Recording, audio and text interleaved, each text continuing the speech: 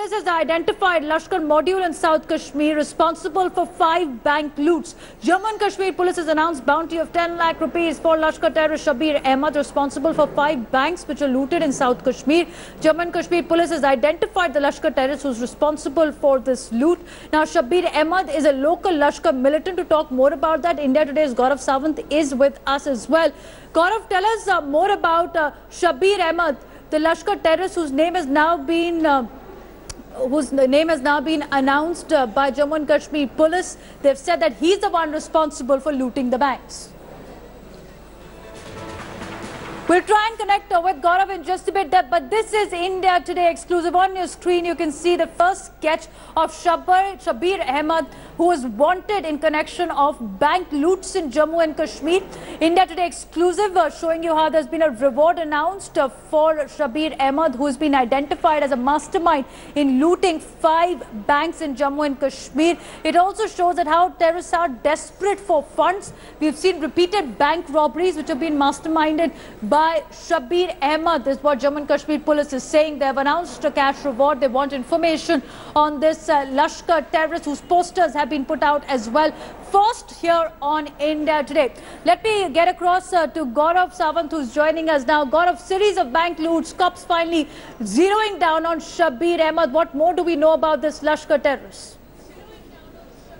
So Shabir Ahmed is the ringleader of this terrorist group. It's been a hybrid group of Lashkar-e-Taiba and Hizbul Mujahideen.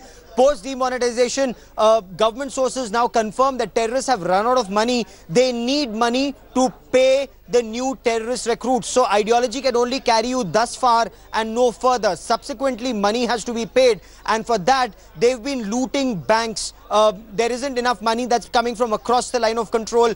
There isn't enough either drugs or gold, which was initially thought to be the alternate currency to pay terrorists to sell and then pay for terror. But that is not happening, and that is why terrorists are looting banks. Now, Shabir Ahmed is one of the ringleaders. It's a hybrid group, we are told, of Lashkar-e-Taiba and Jaish-e-Mohammed and Hizbul Mujahideen that's operating in South Kashmir.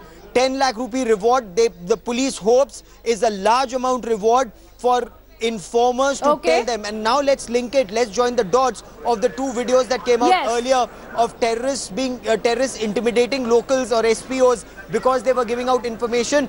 38 terrorists have been killed in the past several months, and that is success of army getting information from the locals about terrorist movement. Absolutely, and all the more reason that protection needs to be given to these SPOs, informers of the army as well. But be with me, Gaurav, getting more details of how amid an unrest in Kashmir, sources say now this is what Pak propaganda is doing. At least 50 controversial television channels are beaming into homes in the Kashmir Valley. Reports say that among controversial channels are those of Zakir Naik, Peace TV, many Pakistani and Saudi channels whose content is scaling up radicalization and polarization in Valley. After India Today had the story, MOS Information Broadcasting Rajavardhan Singh Rathore has reacted.